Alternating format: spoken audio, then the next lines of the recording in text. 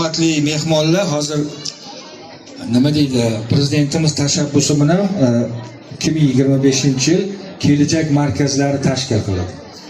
Hozir prezidentimizni qiynab turgan masalalardan bittasi bu kadrlar masalasi bo'lib turibdi. Kelajak markazi mana shu maktab sharoitida o'quvchilarni kasbga yo'naltirish ishlarini olib boradi.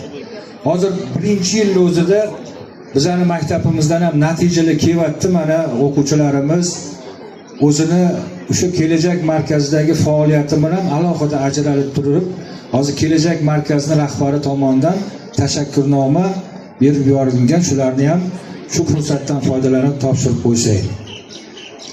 Demak, Yangiyo'l tuman kelajak markazi, Yangiyo'l tuman kelajak markazida o'tkazilgan kasblar festivali tadbirida o'zining betakror iste'dodi, yuksak mahorati, ijodkorning yondashuvi hamda faol ishtiroki uchun Sheraliyev Behruz Dilmurod o'g'li tashakkurnoma bilan taqdirlanadi.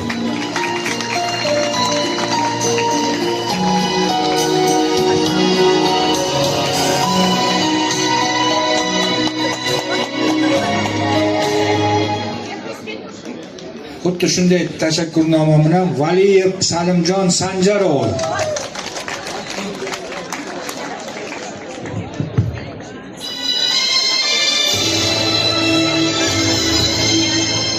G'ulamboyeva Shahrizoda Akmal qizi.